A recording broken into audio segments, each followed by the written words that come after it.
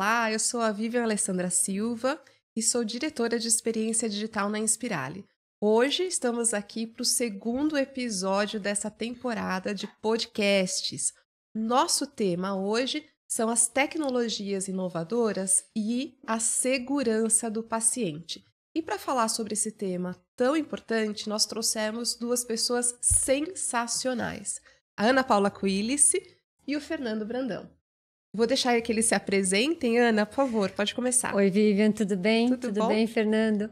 Bom, pessoal, eu sou a Ana Paula, especialista em produtos acadêmicos da Inspirali, onde a minha maior área de atuação é a simulação.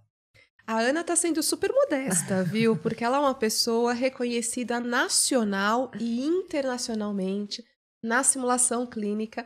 Ela hoje no Brasil, ela é um dos grandes pilares da simulação clínica e faz um trabalho sensacional aqui implementando a simulação dentro das escolas da Inspirali. Que prazer e que honra Obrigada, ter você aqui Vivian. conosco, viu, Muito Ana? obrigada. Bem-vinda. Obrigada. Bom, além de termos a honra de estarmos aqui com a Ana Quilice, temos também aqui conosco no estúdio o Fernando Brandão. Fê, se apresenta, por favor. Claro. Olá, Vi. Oi, tudo bem, Kiss? Oi, Fernando. É um prazer estar aqui com vocês. Me sinto honrado de estar aqui com vocês e com a produção.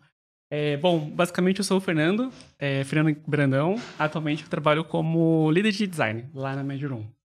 Ah, que bacana, Fê. Uma área diferente da gente aqui, né? Essa é bem da área da tecnologia. Conta pra gente o que é a Mediroom. Claro. Bom, a gente começou como uma startup, trabalhamos com inovação, essencialmente tentando entender como a realidade virtual conseguiria, de alguma maneira, se conectar com a educação em si. A gente inicia lá atrás com um produto que se relacionava muito com a anatomia. Então, a gente tem atualmente 2 corpos completamente modelados em realidade virtual. Que incrível. Então, temos a Bacana. possibilidade dos alunos conseguirem enxergar o corpo humano de uma outra forma. Uhum. E os casos clínicos, que são um produto que a gente também utiliza da tecnologia, junto com a realidade virtual. Né? Não deixa de ser uma coisa atrelada à outra. Mas o nosso objetivo atualmente é dar um suporte para a área da simulação, permitindo que o aluno tenha a capacidade de ter mais formas de treinamento, de consulta médica, exame físico, plano terapêutico, usando tecnologias imersivas. Que bacana, então. Então quer dizer que a Mediroom, ela é uma empresa da Inspirali e que hoje traz uma tecnologia de realidade virtual e de inteligência artificial voltada para a segurança do paciente, né? Quer dizer, permite que os estudantes, que os nossos alunos na Inspirali, que os professores também, possam treinar procedimentos, exames físicos, a anamnese, tudo num ambiente seguro e protegido, que é a realidade virtual, mas ao mesmo tempo imersivo, né? Que incrível, né? Que bacana. Você sabe que esse tema da segurança do paciente, ele é um tema que está aí na literatura, que quer dizer que é importante, acho que desde sempre, né? Mas em 2000 teve um marco em relação a esse tema da segurança do paciente, que foi a publicação de um livro que é Errar é Humano, né? Então, a Ana deve conhecer super bem isso, né? Esse livro é um marco, até hoje ele é citado, se faz referência a ele, né? Então, como é que a gente pode trazer aí procedimentos e garantias que previnam o erro humano, né? E aí, Ana, em relação a isso, o que eu queria te perguntar é o seguinte: já que errar é humano, né? Como é que essas tecnologias inovadoras, como a inteligência artificial, os devices remotos, né? Quer dizer, isso hoje já é uma atualidade dentro da medicina, né? Como é que os devices remotos e a inteligência artificial podem ajudar nessa questão da segurança do paciente? É interessante trazer isso, Vivian, porque apesar de ser um relatório publicado lá em 2000, né? E ele tem um ponto do relatório muito importante, que ele diz que os maiores erros dentro da área da saúde, não só os médicos, né, mas dentro da área da saúde, ele está voltado para comunicação e trabalho em equipe. Por incrível que pareça, não são erros de diagnósticos ou erros de procedimento. São erros na comunicação, e aí quando eu falo comunicação, não é só a relação médico-paciente, mas como que a comunicação, a informação sobre esse paciente transita ao longo do seu tratamento, né? Nas diferentes equipes, nas diferentes áreas. Então, quando a gente fala da tecnologia, eu acho que a tecnologia ela vem ajudar demais nessa segurança da informação, na segurança de alguns procedimentos, na minuciosidade desses procedimentos, né? E no suporte em diagnósticos. Então, se você for pensar em segurança da informação, no prontuário eletrônico, por exemplo, né? Que garante numa única plataforma que toda a equipe que esteja cuidando daquele paciente tenha a mesma base de informação, seja um fonoaudiólogo, seja um fisioterapeuta, seja um médico, seja um enfermeiro, né? Com segurança. Então, eu acho que começa por aí, né? Além da infinidade que a tecnologia pode trazer em termos de treinamento na simulação.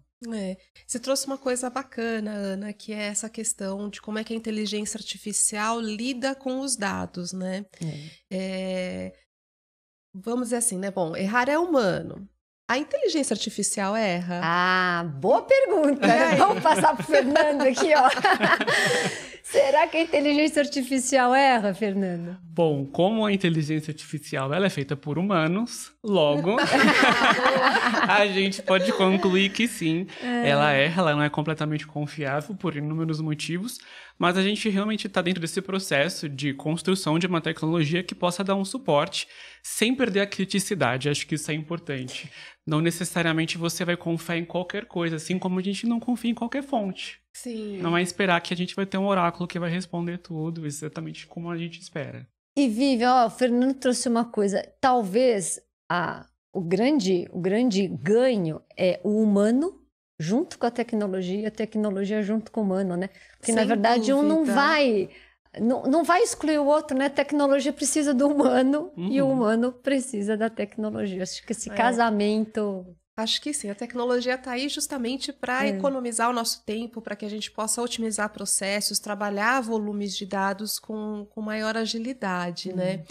E, Fernando, a Medium está desenvolvendo uma ferramenta de inteligência artificial para interação com estudantes, né, nos casos clínicos. Conta um pouquinho para a gente sobre isso. Bom, atualmente a gente está desenvolvendo um produto, estamos numa fase de imersão para tentar entender toda a estrutura acadêmica, a jornada do aluno e do professor, para a gente conseguir fazer um produto com inteligência artificial e tentar entender quais são as potencialidades dessa tecnologia. Um ponto super relevante, aí se tratando de erros, é muito importante que a gente tenha uma base de dados confiável e que a gente consiga efetivamente treinar ela para garantir que esses erros eles aconteçam muito pouco. Eventualmente pode acabar acontecendo, mas o objetivo é, como aqui se comentou, a gente utilizar dessas novas tecnologias para, de fato, absorver o máximo de potencial que elas têm para o humano, no final das contas, e para as relações que a gente consegue construir com o conhecimento.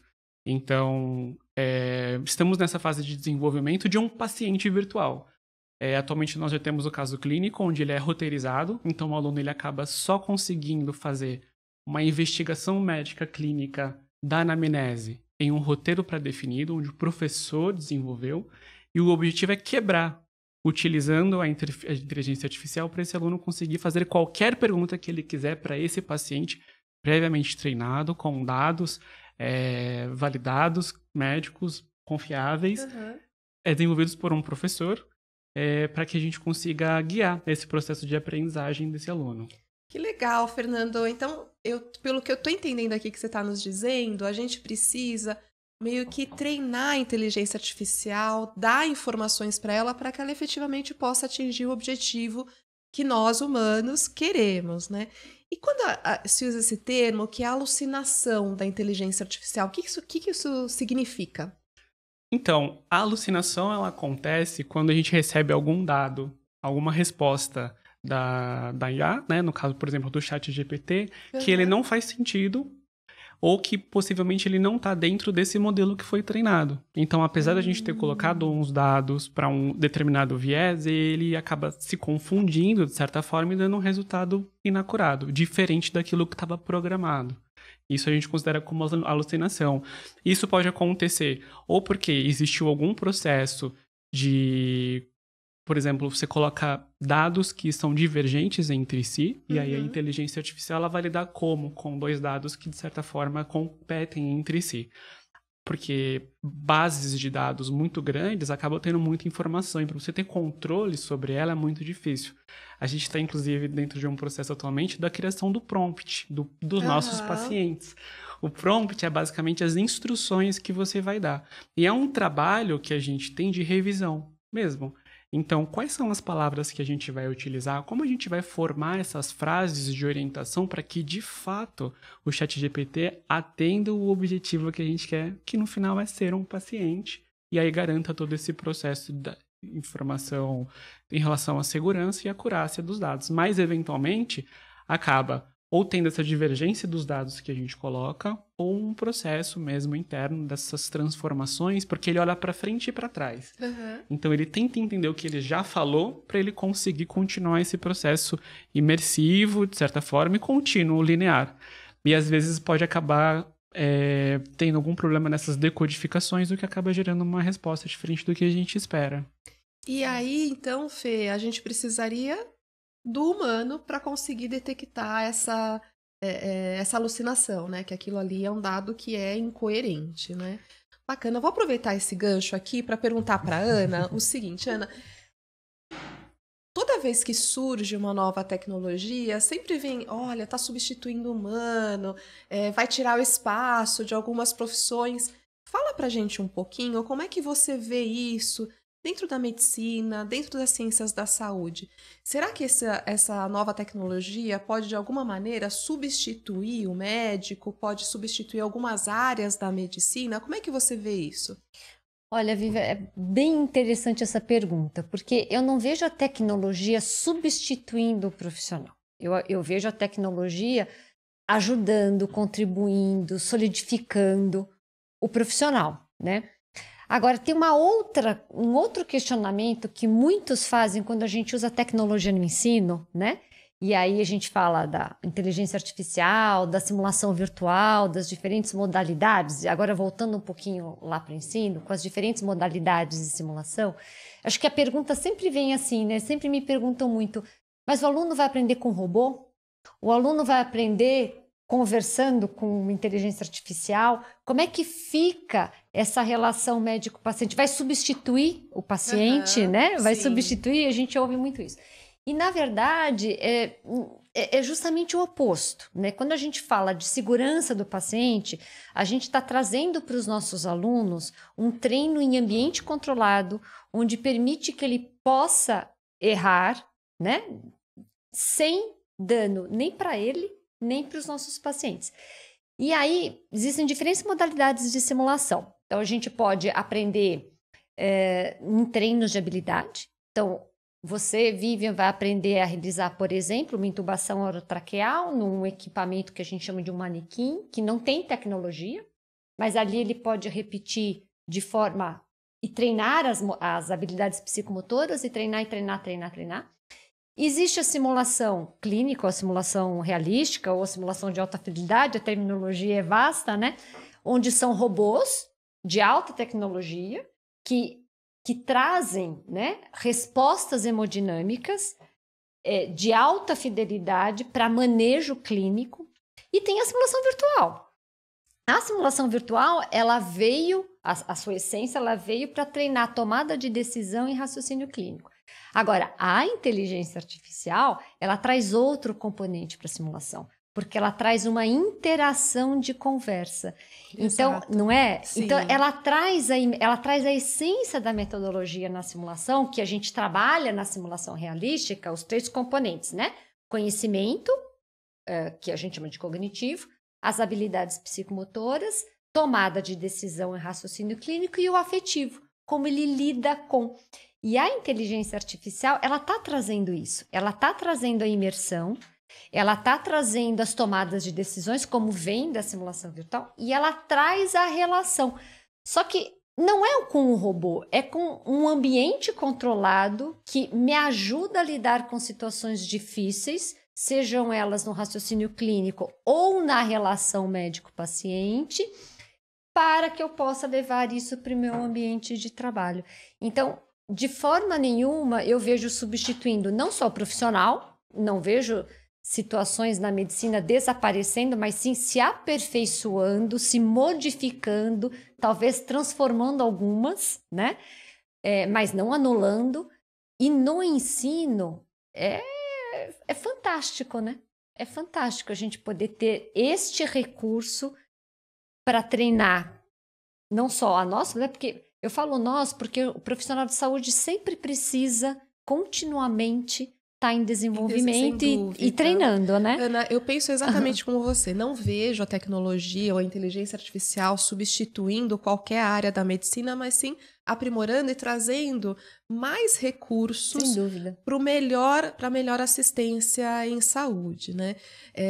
O Fê trouxe um ponto bacana aqui, que ele precisa de um grupo de médicos para fazer os prompts, para treinar, vamos dizer assim, treinar, né? Essa inteligência artificial. Então, veja que abriu aí uma nova área, uma nova área de trabalho, né? Com certeza. A gente tem aprendido, inclusive, a gente tem revisto, na verdade, todos os nossos processos para tentar, literalmente, atingir uma nova forma de aprendizagem utilizando dessas tecnologias. Então, é muito como, por exemplo, a inteligência artificial, até mesmo a realidade virtual, a gente consegue aprender utilizando esse recurso. Então, legal. São mais vias que a gente tem para reforçar o processo de aprendizagem, criando um ciclo muito mais amplo. Eu acho sensacional, do que necessariamente só, por exemplo, você vai ter só o livro. Não, você tem o livro, agora você tem o vídeo, agora você tem a simulação padronizada. Não, agora você tem a simulação de realidade virtual. Então, são todas as formas que a gente tem para garantir o mínimo de erro possível e, com certeza, a segurança dentro de ambiente controlado. Então, ele pode errar. E essa reavaliação do aprendizado, eu acho que é super importante também. Isso, sem dúvida. O feedback que ele vai ter daquele recurso virtual, né, daquela tecnologia que vai poder dizer para quem está atendendo aquilo que foi bom e aquilo que pode ser diferente. Sim, né? E um aspecto muito legal, que eu acho super curioso da realidade virtual, é que realidade, no final das contas, é a nossa interpretação a partir dos nossos sentidos. Isso aí. E quando a gente traz uma realidade virtual, a realidade virtual não deixa de ser uma realidade. E mesmo, por exemplo, fazendo uma analogia com um filme, quando você assiste um filme, você sabe que, de certa forma, aquilo não é real, é fictício, mas você não deixa de se emocionar. Olha, você falou uma coisa super importante, que na simulação tem um recurso metodológico que chama contrato de ficção. Para que o aluno experiencie aquilo dentro da simulação, é muito importante que o contrato de ficção, né, que ele entre naquela situação como se fosse uma vida real. Então, você trouxe uma coisa super importante, que é isso, né? Quando a gente assiste um filme, a gente pode até saber que tem uma ficção, mas quando a gente está lá no personagem, aquilo é real. Aquilo é real. Traz a emoção. E a inteligência artificial também traz isso, né, Fê? Com certeza. E a aprendizagem acaba... O aluno aprende quando ele se emociona. Claro, aquilo cria uma marca. Ana, adorei esse bate-papo aqui, acho que super interessante.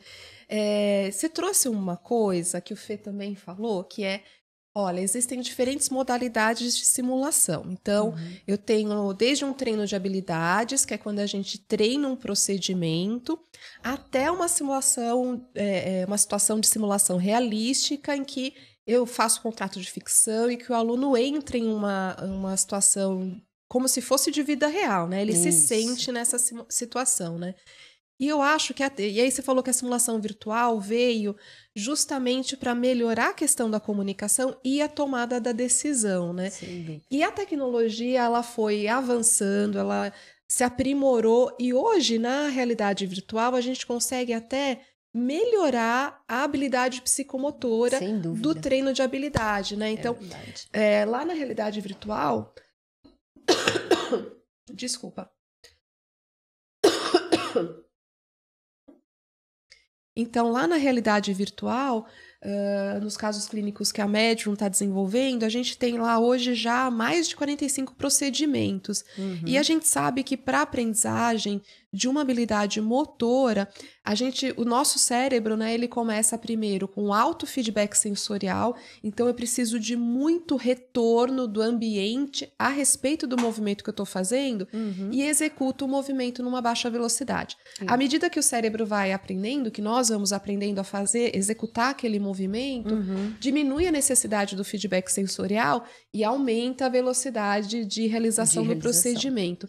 Então, a realidade virtual, lá nos casos clínicos da Medium, ela traz esse aspecto ajudando o nosso cérebro aí a fazer a aprendizagem motora. Então, ela oferece lá no ambiente de imersão um monte de feedback sensorial. Posso fazer bem devagarinho, tenho passo a passo do procedimento, porque movimento também tem uma parte cognitiva super complexa, né, que é aprender a sequência de movimentos e fazer com que isso seja padronizado lá no nosso cérebro, né? Então, fica lá na nossa área motora suplementar todos esses padrões de movimento que eu preciso aprender toda vez que eu faço um movimento novo, né? Então, a realidade virtual vem ajudando nesse processo de aprendizagem, até mesmo das habilidades psicomotoras. E aí você trouxe uma coisa muito legal, Vivian, porque assim, a realidade virtual está trazendo esse recurso. Então, ele consegue treinar determinadas habilidades lá nos casos clínicos. Ele pode treinar essas mesmas habilidades que ele repetiu lá nos casos clínicos. Ele pode trazer para o simulador de alta tecnologia, onde ele vai juntar várias situações diferentes. Ele pode refletir sobre essas ações com seus pares e aí ele vai para a prática profissional com o paciente real, muito mais seguro. Lá, sentir dificuldade novamente de aferir uma pressão arterial, por exemplo. Ele pode voltar nos casos clínicos lá. É um ciclo, né? Ele volta lá, repete de novo, treina. Pode treinar novamente num equipamento, num outro simulador, que vai ter o desenvolvimento de outros momentos do treino de habilidade e assim vai, né? Então, é a junção de tudo isso, né? Isso. Ô, Ana, agora você falou bem bacana aí de como é que esse ciclo todo acontece. Conta pra gente ali na prática, como é que a Inspirali tá usando no currículo essa metodologia, que envolve desde o treino de habilidade, passando pela simulação virtual com o paciente... por exemplo, o paciente 360, que é um recurso que nós usamos nas nossas escolas, o paciente ator, a realidade virtual com os casos clínicos da Medium. Conta pra gente como é que a Inspirali botou para funcionar essa metodologia aí, né, fazendo todo esse diferencial para a aprendizagem dos nossos estudantes. Olha, Vivian, agradeço a pergunta, porque falar de tecnologia, recurso, falar de simulação, parece que todo mundo tem, né? Mas a hora que a gente aplica, e acho que você trouxe uma coisa importante, como aplicar isso ao currículo, aí eu acho que né, é um grande diferencial nosso da Inspirali. É o pulo do gato, né? É o pulo do gato. Então, eu acho, contando um pouco para todos vocês, né, como é que a gente trabalha. Nós temos todas as modalidades diferentes da situação. Então, tem uma unidade curricular do nosso currículo, que chama Habilidades Médicas, onde o aluno ele vai adquirir conhecimentos cognitivos por meio de metodologias ativas e aí ele vai praticar. E nessa prática, ele pratica com o paciente ator, então ele trabalha muito a relação médico-paciente numa modalidade de simulação que é com ator. Ele vai treinar as habilidades como exame físico, a ausculta, aferição de PA, procedimentos mais avançados como intubação, nó cirúrgico, enfim. Com dois recursos, com os simuladores em modelos, né? Simulador que a gente chama de manequins, porque ele até então ele não tem a tecnologia, e com a simulação virtual. E aí, na simulação virtual, a gente vai ter os dois recursos. A simulação virtual, onde ele vai ter bastante a interação e a tomada de decisão, como é o caso do paciente 360, e a realidade virtual, que é um outro pedaço da simulação virtual, onde ele vai ter tomada de decisão, ele vai ter o raciocínio clínico, mas ele também vai executar procedimentos, né? E aí a gente tem um pouco mais para frente no currículo a simulação clínica, a simulação realística, onde ele traz também no ambiente controlado, ele vai poder trabalhar com o ator, com procedimentos e com robôs de alta tecnologia, com procedimentos e situações mais complexas, mais voltadas para emergência, onde aí a gente envolve os 3 componentes juntos: as habilidades cognitivas, psicomotoras, afetivas e o manejo de crise. Que aí a emergência solicita raciocínio rápido, a tomada de decisão. Só que percebam que aí ele já passou. Isso foi uma construção do currículo. Ele treinou a relação médico-paciente, ele treinou tomada de decisão, ele treinou habilidades psicomotoras e tomada de decisão com simulação virtual, com realidade virtual. Chegou na simulação realística, onde ele juntou todos esses componentes e colocou mais um, que é o manejo de crise, das situações de emergência, e aí tudo isso linkando com a prática profissional sempre, né? Prática profissional, simulação, simulação, prática profissional, simulação, prática profissional. Esse é um ponto que eu acho fundamental, né? Essa compreensão de que a simulação não substitui na Inspirali os momentos em que o estudante está com o paciente na vida real. Sem dúvida. Então, a carga horária do estudante com o paciente lá na UBS, no ambulatório, no hospital, em qualquer equipamento de saúde, está protegida. A gente, né, nós colocamos aí mais um recurso, mais vários recursos que compõem a simulação, os vários aspectos da simulação, para melhorar essa aprendizagem do estudante e aumentar a segurança do paciente. Sem né? dúvida. Quer dizer, o estudante vai muito mais preparado para o campo. E desde o primeiro ano, né, Vivi? Desde o primeiro ano, sim. porque ele começa lá com habilidades médicas em segurança do paciente, mas ele já está indo para o campo, fazendo determinadas atividades voltadas lá no PMSUS, e assim vai indo, né? Sim. Então, sem dúvida. Bem bacana. Ana, esse ciclo aí de simulação que você nos trouxe, deixa eu ver se eu captei tudo, né? A gente tem desde um treino de habilidades, com um manequim, por exemplo, né? Ou até entre pares. O aluno passa também na Inspirali pela simulação com o paciente ator. Eu acho que esse é um momento riquíssimo no nosso currículo, né? Ele passa por simulações virtuais, como, por exemplo, o paciente 360, onde ele faz o treino da tomada de decisão. E ele vai para os casos clínicos da Medium, que um pouco levam esse contexto ambulatorial, de consultório, de UBS, do paciente ator, para dentro do ambiente da realidade virtual. Aí me ocorreu o seguinte, Fernando, você acha que a gente poderia dizer que esse ambiente aí nos casos clínicos é o digital twin do que está acontecendo ali com o paciente ator, do que acontece lá num consultório dentro de uma UBS? Explica pra gente um pouquinho o que é esse conceito do digital twin, como é que ele se aplica para a simulação. Achei ótima a sua pontuação, Vi.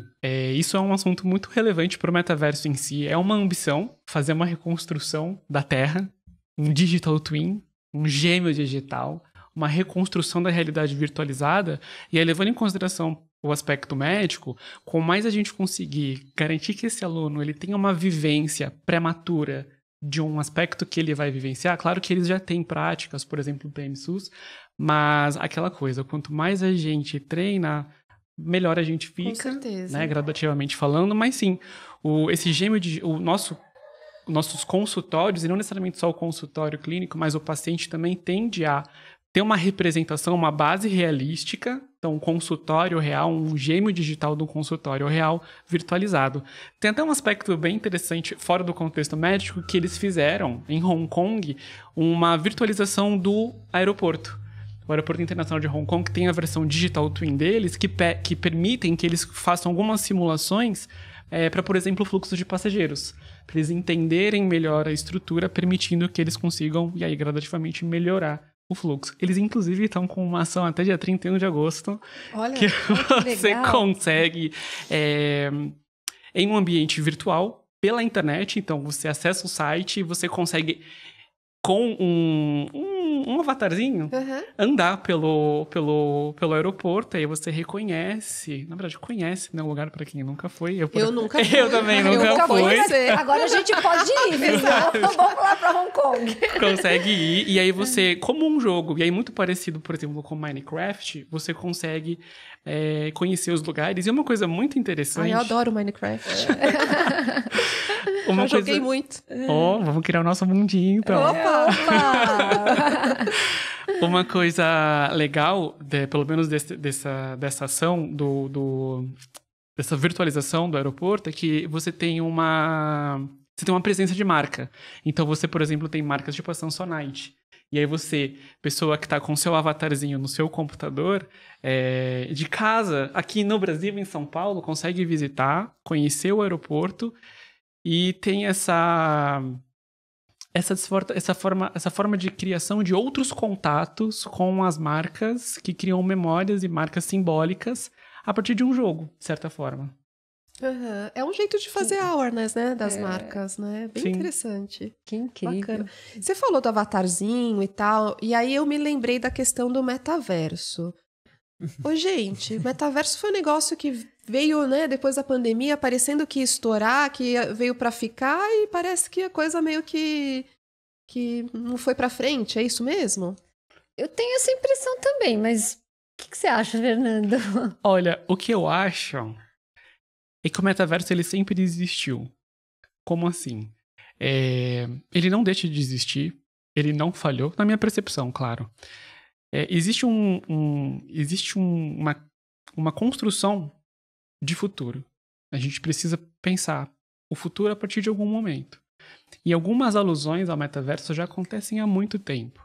Desde a década de 50. Existe uma publicação em 53 de um livro que ele já imaginava óculos onde você tinha uma virtualização das relações. É como se você estivesse num filme, você dentro do filme. Uhum. E aí a gente tem o termo cunhado em 92, com a publicação de também um livro, que é o Snow Crash, onde ele também tem esse processo de, e se a gente tivesse um mundo virtual e conseguisse reproduzir as nossas relações, né? Construísse novas relações a partir de uma nova forma. Será que a gente evoluiu todos esses anos, todos esses milênios, para ficar olhando para uma tela 2D? Esse é o futuro da humanidade? Eu acho que... Que triste, né, esse triste, futuro. Né? Não, também não. Eu acho que a construção e o debate do metaverso é um diálogo que ele não acaba aqui, independente, por exemplo, da reação do mercado, da adesão dos consumidores, e por muitos motivos. Um deles, por exemplo, é a acessibilidade, né, no final das contas, a tecnologia. E a gente está falando de realidade virtual. Tem lugares no Brasil que não tem internet, né? Então, existem algumas barreiras tecnológicas para a implementação real dele, mas é uma aposta de futuro, é uma forma como algumas pessoas veem a revolução do que é a internet hoje. Então, independente, acho que é uma coisa que precisa ser maturada, não revista, mas sim, ao longo dos anos, podem surgir coisas que são bem interessantes para uma reavaliação da comunicação humana e das relações que a gente consegue construir uns com os outros. Que bacana legal, esse aspecto que você trouxe, bem filosófico até, Fernando. E que acho que, né, com a pandemia, a gente ficou aí tanto tempo dentro de casa, preso, e o quanto a tecnologia permitiu que a gente não ficasse dentro de uma bolha, né? Que a gente pudesse manter os nossos relacionamentos, aquecer os corações que estavam lá dentro de casa isolados, né? E a gente aqui já está indo para o final da nossa conversa. Eu queria trazer aqui um aspecto para discutir com vocês, que é o seguinte. Em relação às questões éticas da realidade virtual, da inteligência artificial, do metaverso, como é que vocês veem isso na área da saúde? Você falou que a gente pode entrar lá com o nosso avatar no aeroporto de Hong Kong e experimentar algumas marcas, enfim, ver como é que funcionam as coisas lá em Hong Kong. Como é que ficam os meus dados? O quanto que isso está protegido, né? Ou quando o aluno entra ali e vai conversar com a inteligência artificial, que tipo de informações estão sendo capturadas desse estudante? Como é que, do paciente, desses dados todos, como é que vocês veem isso e como é que vocês acham que isso está sendo trabalhado aí em relação a essa questão que é de segurança do paciente também, né? Olha, Vivian, eu vou deixar um pouco da segurança dos dados, eu vou deixar um pouco para o Fernando comentar, porque essa também é uma dúvida minha, sabe? É uma cautela. A gente tem a lei, a GDPR, a gente tem vários recursos hoje de proteção, mas Essa é uma pergunta que eu sempre me faço também. Então, eu vou deixar o Fernando responder, mas eu queria trazer um outro ponto, do ponto de vista ético, que não está talvez tanto voltado para a segurança da informação, mas para a relação de como... E aí a gente está falando dos alunos que trabalham e treinam por meio da simulação com a realidade virtual, a ética na postura, a ética de estar conversando dentro da realidade virtual com um robô ou com um avatar ou com inteligência artificial, né? Esse é um ponto super legal, sabe, Ana? Na nossa experiência nas escolas com os casos clínicos, você deve ter visto também, né? A gente vê, às vezes, alguns estudantes que não têm a mesma gentileza, a mesma postura, a mesma ética, quando eles estão falando com o avatar, do que quando a gente espera que isso... E eu vi também aí numa entrevista de uma neurocientista falando também a respeito disso.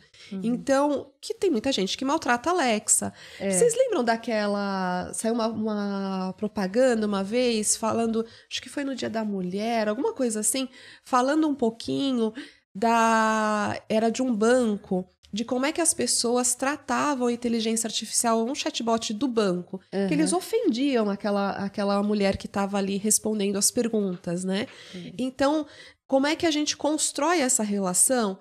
Porque o avatar lá no caso clínico, na realidade virtual, ele não tem como se proteger, né? Ele é como aquele paciente indefeso, aquele paciente que a gente encontra lá na UTI. E que eu vou fazer um procedimento dele, ele está indefeso, ele não consegue se defender. A gente vai tratar diferente esse paciente indefeso do que o paciente que está consciente, que pode se defender.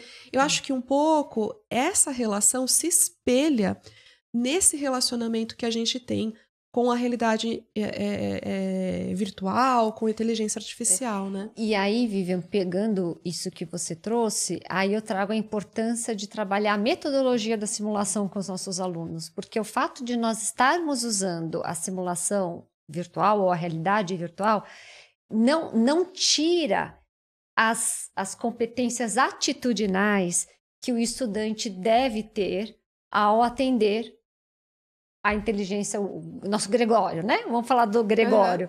Atender o Gregório na modalidade de simulação virtual ou na realidade virtual. Então, a postura, a gentileza, a relação, ela faz parte da proposta e do método. Não é uma máquina. Ah, mas a gente ouve muito, eu vou conversar com o robô, eu vou conversar com o computador, né? Ou às vezes a gente ouve, vamos humanizar o robô. Não é isso que a gente está falando, a gente está falando da metodologia da simulação, que é estar naquela situação, contrato de ficção, como se estivesse na vida real. Agora, eu acho que com a inteligência artificial, aí, Fernando, me corrija se meu entendimento estiver errado, quando eu interagir na inteligência artificial de uma forma inadequada, né? Não gentil, o nosso Gregório, né? O nosso paciente, ele vai reagir de forma como se fosse um cliente real. Sim, né? Ele está sendo treinado até para captar as diferenças na inflexão da voz. Então, se eu falo com uma velocidade de voz maior, o que isso significa? Que eu estou mais nervosa, que eu estou ansiosa. Ou se eu falo com um tom de voz mais forte, que eu estou com raiva, que eu estou sendo mais agressiva. Então, ele está sendo treinado para captar essas nuances. E uma coisa super interessante que é possível treinar a inteligência artificial também, mas que para nós vai ser um próximo passo, é captar as expressões faciais. Que legal. De quem está interagindo ali com... Que bacana. Porque aí a câmera do computador, com o microfone, enfim, capta o áudio e a imagem e isso tem um algoritmo, né? É bem bacana, né? Que consegue perceber essas emoções que estão sendo transmitidas ali pela fala, pela voz e pelas expressões faciais. Comunicação não verbal, né? Comunicação não verbal, exato, é a metalinguagem.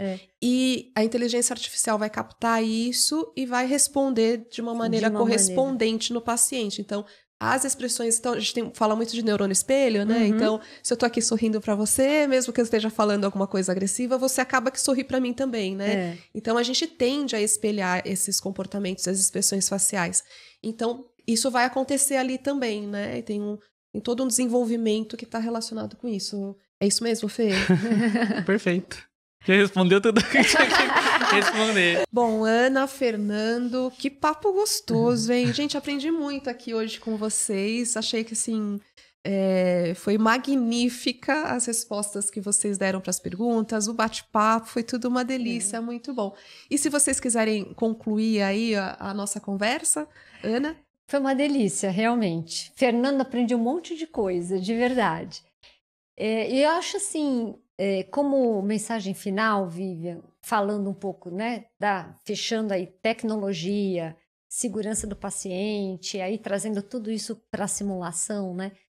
Eu acho que, assim, fica como mensagem que a tecnologia jamais vai substituir o ser humano, né? A tecnologia jamais vai substituir a afetividade e a humanização na relação médico-paciente, na relação do cuidado. E não posso deixar de dizer que cada vez mais a simulação, as diferentes modalidades de simulação, vêm cada vez mais fortalecendo a segurança do paciente. Sem dúvida, muito obrigada. Eu adorei o bate-papo, foi incrível. Muito obrigado de verdade pelo tempo. Foi extremamente iluminador, inspirador. E a razão da construção, da criação da MED foi a gente garantir que a humanidade em si possa, de alguma maneira, ter um futuro melhor levando em consideração um aspecto médico, principalmente focado nos erros. Então, como a gente consegue reduzir o erro médico a partir de simulação, de treinamento, de tecnologia, no final das contas. Então, os casos clínicos, e não somente os casos clínicos, mas todas as tecnologias, elas são voltadas para esse aspecto de preservação da vida e efetivamente garantir que o aluno, o estudante, ele tenha uma preparação e se sinta mais confiante quando ele, de fato, for para uma prática realística, né, no consultório, no futuro profissional dele. Ana, Fernando, que tempo gostoso que a gente passou aqui, foi excelente compartilhar com vocês toda essa sabedoria, conhecimento e a simpatia, foi muito gostoso estar aqui com vocês, viu? Adorei, acho que a gente reforça aí esse compromisso que a Inspirali tem em levar tecnologias inovadoras para aumentar a segurança dos pacientes, para que os nossos estudantes possam ir para a sua prática clínica, para a sua vida profissional cada vez mais preparados, né? Sim. Bem bacana, super obrigada. E eu aguardo você no nosso próximo episódio. Obrigada!